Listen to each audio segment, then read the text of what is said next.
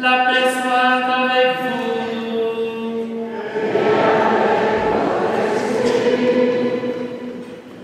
Très chers amis pèlerins, nous voici à Lourdes pour ce temps béni de notre pèlerinage de nos deux diocèses de Langres et de Troyes. Soyez bénis aujourd'hui, soyez bénis tout au long de ce pèlerinage, alors qu'à la demande de Marie, nous sommes venus en procession. En procession pour être ce peuple que Dieu rassemble, cette même famille. À travers notre pèlerinage, c'est bien le mystère de l'Église.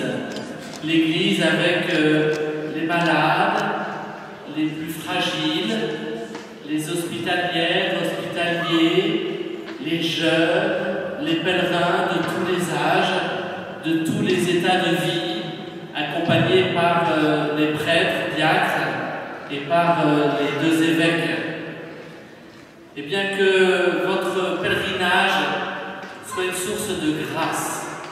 Et nous commençons avec la mémoire de la dédicace d'une basilique de Rome, la basilique Sainte-Marie Majeure. C'est la première basilique qui reçoit le vocable de Sainte-Marie, et sans doute que le Père Joseph nous en parlera, mais elle est liée à un grand concile, un des 4 premiers le concile d'Éphèse, qui va reconnaître que Marie est mère de Dieu. Et en reconnaissant Marie, mère de Dieu, c'est bien le mystère même du Christ que ce concile met en lumière. Alors laissons-nous conduire par notre célébration d'ouverture. Laissons le Seigneur nous rassembler.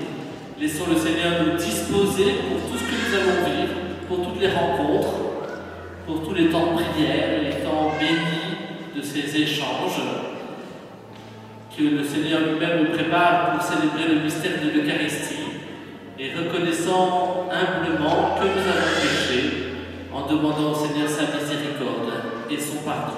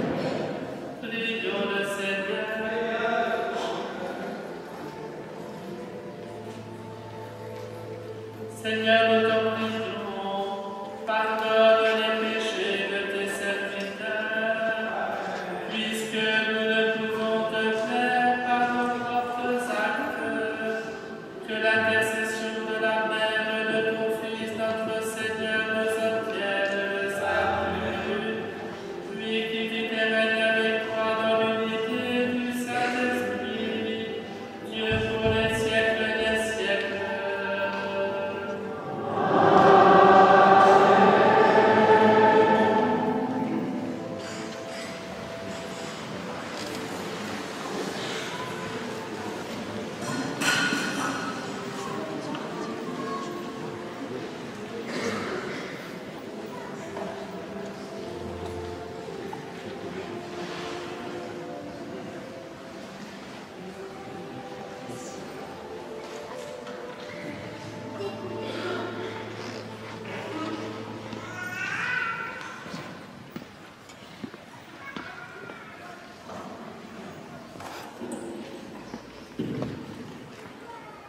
Lecture du livre du prophète Jérémie. Cette année-là, au début du règne de Sédécias, roi de Juda, la 4e année, au 5e mois, le prophète Anani, fils d'Azur, originaire de Gabao, me dit dans la maison du Seigneur, en présence des prêtres et de tout le peuple: ainsi parle le Seigneur de l'univers, le Dieu d'Israël. J'ai brisé le joug du roi de Babylone. Dans 2 ans, jour pour jour, je ferai revenir dans ce lieu tous les objets de la maison du Seigneur, que Nabuchodonosor, roi de Babylone, a enlevés pour les emporter à Babylone. Je ramènerai ici Jéconias, fils de Joachim, roi de Juda, avec tous les déportés de Juda qui sont partis à Babylone. Oracle du Seigneur. Car je vais briser le joug du roi de Babylone. Le prophète Jérémie répondit au prophète Hanani, en présence des prêtres et de tout le peuple, qui se tenait dans la maison du Seigneur, il lui dit: Amen. Que le Seigneur agisse ainsi, que le Seigneur accomplisse ta prophétie, qu'il fasse revenir de Babylone tous les objets de la maison du Seigneur et tous les déportés. Cependant, écoute bien cette parole que je vais te faire entendre, à toi et à tout le peuple. Les prophètes qui nous ont précédés, toi et moi, depuis bien longtemps, ont prophétisé contre de nombreux pays et de nombreux royaumes, la guerre, le malheur et la peste. Le prophète qui annonce la paix n'est reconnu comme prophète vraiment envoyé par le Seigneur que si sa parole s'accomplit. Alors le prophète Hanani enleva le joug que le prophète Jérémie s'était mis sur la nuque et il le brisa. Et Hanani déclara en présence de tout le peuple: Ainsi parle le Seigneur. De la même manière, dans 2 ans, jour pour jour, je briserai le joug de Nabuchodonosor, roi de Babylone, pour en délivrer toutes les nations. Alors le prophète Jérémie alla son chemin. La parole du Seigneur fut adressée à Jérémie après que le prophète Hanani eut brisé le joug qui était sur sa nuque. Va dire à Hanani, ainsi parle le Seigneur, tu as brisé un joug de bois, mais à sa place tu feras un joug de fer. Car ainsi parle le Seigneur de l'univers, le Dieu d'Israël. C'est un joug de fer que je mets sur la nuque de toutes les nations, pour qu'elles servent Nabuchodonosor, roi de Babylone. Et elles le serviront. Je lui ai donné même les bêtes sauvages. Le prophète Jérémie dit alors au prophète Hanani: Écoute bien, Hanani, le Seigneur ne t'a pas envoyé. Et toi, tu rassures ce peuple par un mensonge. C'est pourquoi, ainsi parle le Seigneur, je te renvoie de la surface de la terre. Tu mourras cette année, car c'est la révolte que tu as prêchée contre le Seigneur. Le prophète Hanani mourut cette même année, au 7e mois. Parole du Seigneur.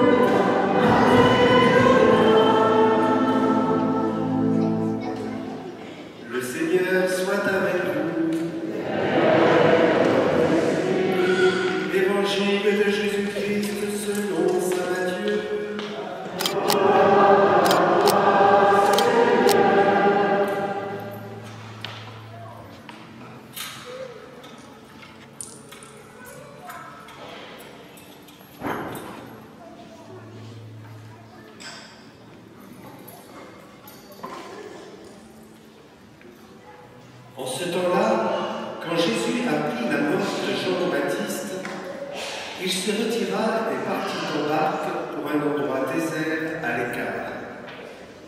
Les foules l'apprirent et, quittant leur ville, elles suivirent à pied. En débarquant, il vit une grande foule de gens. Il fut saisi de compassion envers eux et guérit leurs malades. Le soir venu, les disciples s'approchèrent et lui dirent : « L'endroit est désert et l'heure est déjà avancée. Renvoie donc la foule, qu'ils aillent dans les villages s'acheter de la nourriture. » Mais Jésus leur dit : « Ils n'ont pas besoin de s'en aller. Donnez-leur vous-même à manger. » Alors ils lui disent : « Nous n'avons là que 5 pains et 2 poissons. » Jésus dit : « Apportez-les-moi. » Puis, ordonnant à la foule de s'asseoir sur l'herbe, il prit les 5 pains et les 2 poissons, et levant les yeux au ciel, il prononça la bénédiction. Il rompit les pains, il les donna aux disciples, et les disciples les donnèrent à la foule. Ils mangèrent tous et ils furent rassasiés. On ramassa les morceaux qui restaient, cela faisait 12 paniers pleins. Ceux qui avaient mangé étaient environ 5 000, sans compter les femmes et les enfants.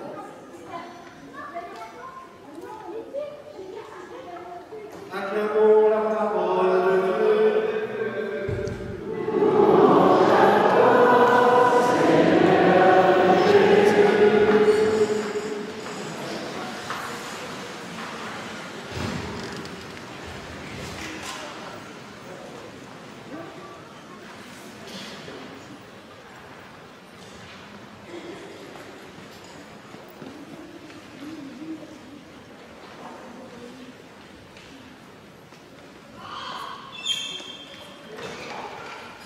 Le prophète Jérémie, dont nous avons entendu un extrait du livre, a vécu au VIe siècle avant Jésus-Christ. Il vit à Jérusalem et au moment où vit le prophète, arrive un grand malheur pour Jérusalem. Cette ville qui, depuis le roi David, c'est-à-dire depuis 450 ans, était libre, autonome, fière de du fait d'être capitale, fière d'avoir le temple de Dieu. Voilà que cette ville est prise par les armées du roi Nabuchodonosor, roi de Babylone, que l'élite est déportée, que le temple est pillé et que l'on se retrouve dans une situation de détresse. Les prophètes essayent de rassurer le peuple. Seul Jérémie invite à prendre conscience de la signification de ce drame et demande de revenir à Dieu, d'être fidèle à Dieu. C'est dans cette fidélité que vous pourrez avoir la vraie vie. C'est à la même fidélité que la Vierge Marie nous appelle ici, puisqu'elle demande à Bernadette de prier pour les pécheurs et qu'elle invite à la conversion. Marie demande à Bernadette que l'on bâtisse une chapelle et que l'on y vienne en procession. C'est ce que nous avons essayé de faire en démarrant ce pèlerinage, puisque depuis le calvaire des Bretons, nous sommes venus en procession. Mais pourquoi venir en procession? Il y a 1000 façons de se déplacer, mais la procession n'est pas un cortège. Dans un cortège, lorsqu'il y a une manifestation quelconque, les personnages importants sont au début du cortège. Dans la procession, c'est l'inverse. Le personnage important est à la fin. Et c'est d'ailleurs pourquoi, dans cette ultime procession d'entrée dans cette église, eh bien, l'évêque qui préside, Monseigneur Alexandre Joly, était le dernier à entrer. Parce qu'il va agir au nom du Christ et que dans cette célébration qui ouvre ce pèlerinage, bien, c'est en la personne du Christ qu'il va agir. La procession, c'est aussi pas simplement une marche, c'est une marche au cours de laquelle l'on prie, on chante les cantiques qui nous soutiennent dans l'évolution de la marche. Et même si là, nous étions en plein soleil, nous n'avons pas voulu trop chanter, lorsque demain nous vivrons la procession eucharistique ou lorsque nous vivrons la procession au flambeau, nous aurons de tels cantiques qui nous permettent de vivre cette démarche véritablement dans la prière. Et enfin, c'est ensemble que nous marchons, parce que nous formons alors l'Église, et que c'est dans la conscience d'être rassemblés par le Christ que nous pouvons avancer, fortifier dans la prière, allant vers le but qui est l'Eucharistie. Nous allons être nourris tout au long de ce pèlerinage par le Christ lui-même. Nous l'avons entendu, il a nourri les foules, et peut-être avez-vous été, en étant attentif, avez-vous perçu, ordonnant à la foule de s'asseoir sur l'herbe, il prit les 5 pains et les 2 poissons, et levant les yeux au ciel, il prononça la bénédiction, il rompit les pains et les donna à ses disciples, et vous vous attendez à ce que ça continue en disant, prenez et mangez, ceci est mon corps. La multiplication des pains, dont nous avons entendu le récit à l'instant, et l'anticipation de la scène où le Christ se donne, de l'Eucharistie où le Christ se donne, ce que nous allons vivre dans quelques instants. Marie demande qu'on vienne en procession pour pouvoir honorer son Fils. Et comme le rappelait Monseigneur Alexandre il y a quelques instants, pour cette fête de la dédicace de la basilique Sainte-Marie Majeure à Rome, nous n'oublions pas que la vie totale de Marie est orientée vers son Fils Jésus, puisqu'elle est reconnue au Concile d'Éphèse comme mère du Christ et mère de Dieu. Non pas qu'elle soit à l'origine de la divinité, mais que celui qu'elle a porté en elle est véritablement Dieu.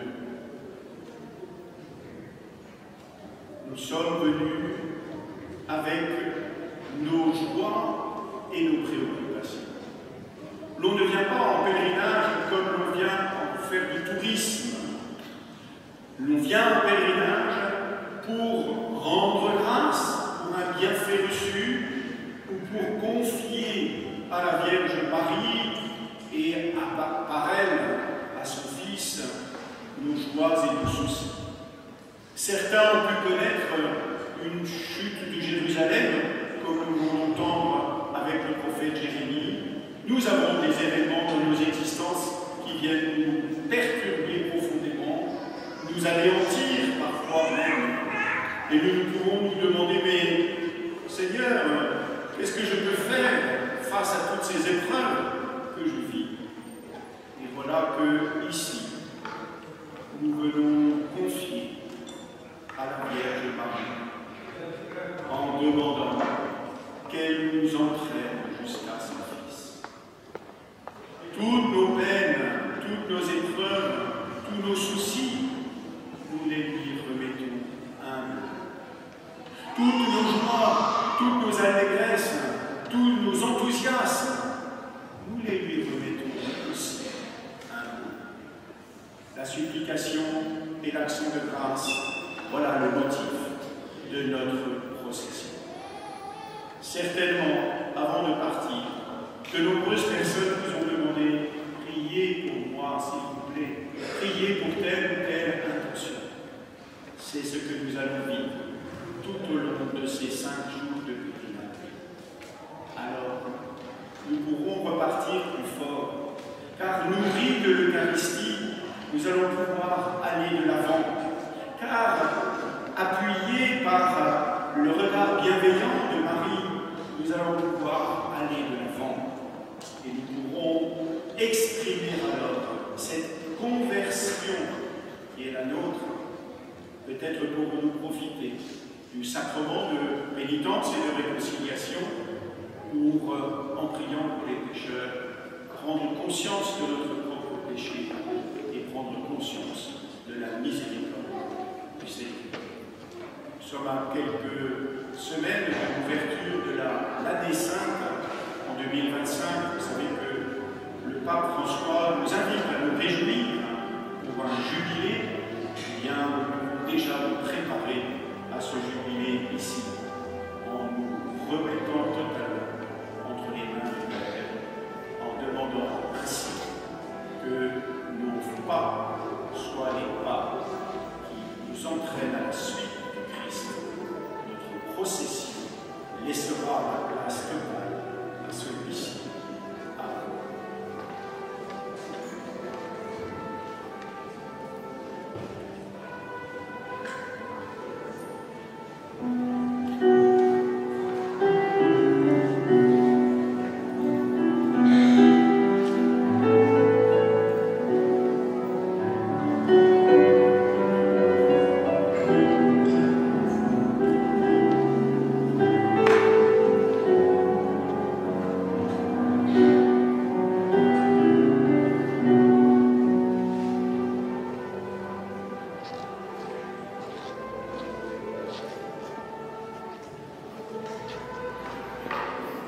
Marie entend toute prière pour les présenter à son Fils.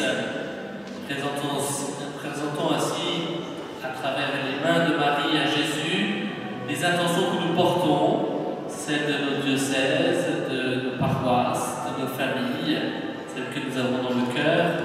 Que le Seigneur nous écoute et qu'il nous exauce.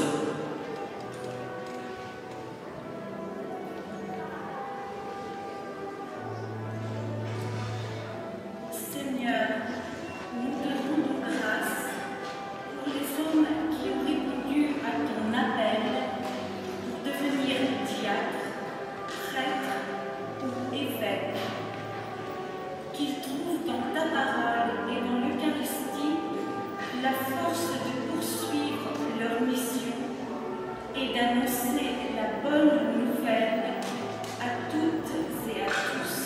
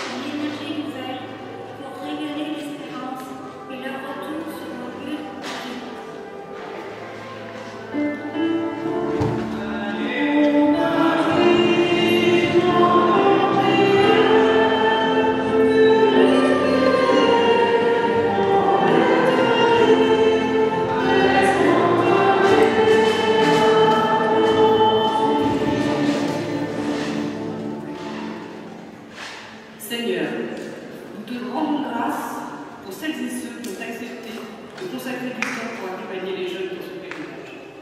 Qu'ils trouvent à chaque instant les mots à dire, les gestes à poser, les actions à entreprendre pour dynamiser les jeunes et leur donner le goût de servir les autres.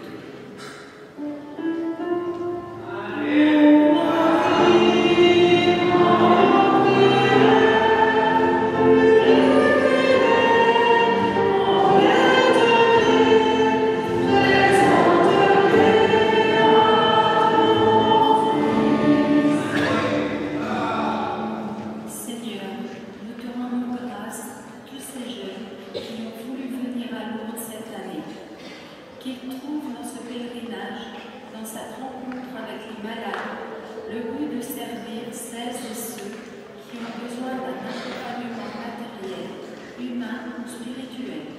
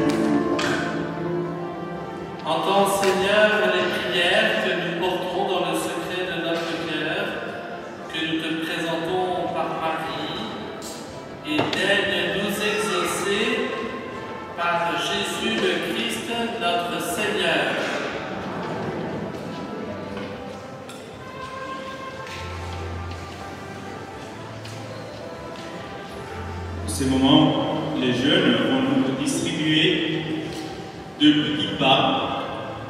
L'a dit, nous l'ont dit les évêques. Chaque pas dans cette procession est important. Chaque pas compte. Donc nous allons tous recevoir un petit pas comme signe de notre procession. Et nous sommes invités à penser à nos prières, à ce que nous voulons présenter au Seigneur dans chaque pas que nous allons recevoir.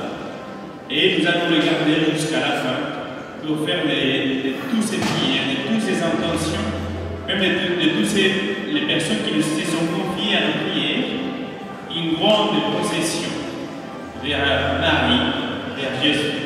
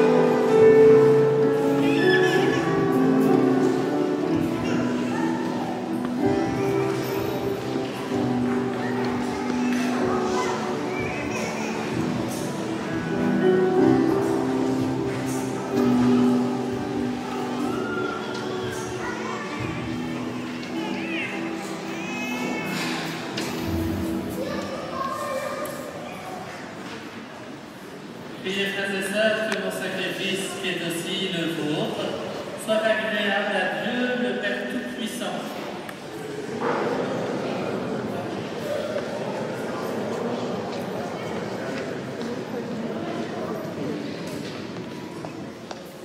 Accepte, Seigneur, les offrandes présentées par ton Père par la mémoire de la bienheureuse Marie, elle qui suit le Père par sa virginité et qui dans son humilité conçut ton Fils notre Seigneur, lui qui vit et règne pour les siècles des siècles.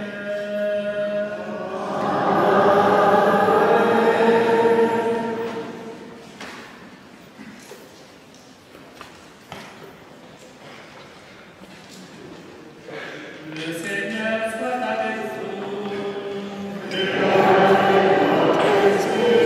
Élevons notre cœur. Rendons grâce au Seigneur notre Dieu. Vraiment, Père très saint, il est juste et bon pour ta gloire et notre salut, de te proclamer admirable dans le triomphe de tous les saints, et plus encore de dire la grandeur de ta bonté, pour fêter la bienheureuse Vierge Marie, en reprenant son cantique d'action de grâce.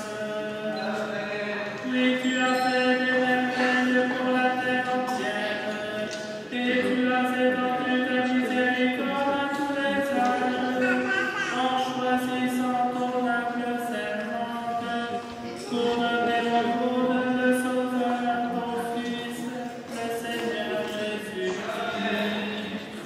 Parmi les anges adorent ta majesté et se réjouissent en ta présence à jamais. À la rime de louange, laisse-nous joindre nos voix pour chanter et proclamer.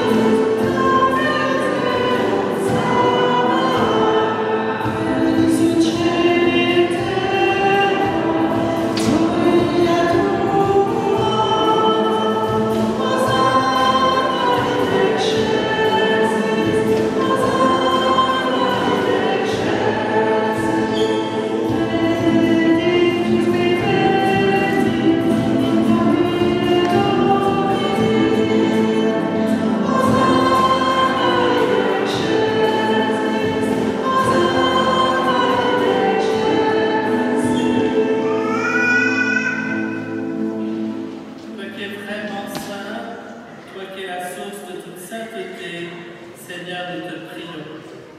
Sanctifie ces offrandes en répandant sur elles ton esprit, qu'elles deviennent pour nous le corps et le sang de Jésus, le Christ, notre Seigneur. Au moment d'être livré et d'entrer librement dans sa passion, il prit le pain, il rendit grâce, il le rompit et le donna à ses disciples en disant: Prenez et mangez-en tous, ceci est mon corps livré pour vous.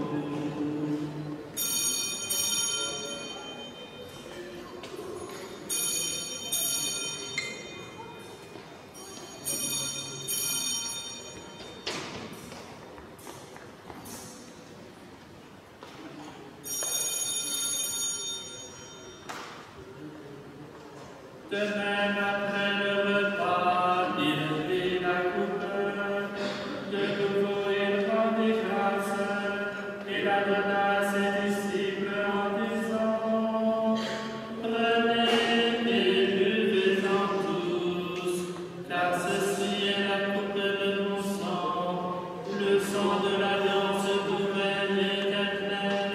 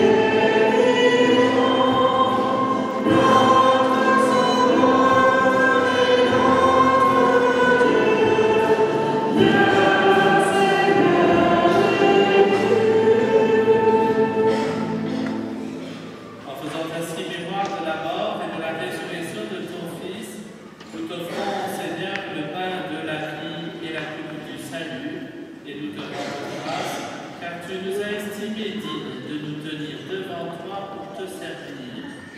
Humblement, nous te demandons qu'en ayant par le corps et le sang du Christ, nous soyons rassemblés par l'Esprit Saint en un seul corps. Souviens-toi, Seigneur, de ton Église répandue à travers le monde. Fais-la grandir dans ta charité, en union avec notre pape François, mon frère évêque Jean-Marc, évêque de Tarbes, et tous les évêques, les prêtres et les diacres.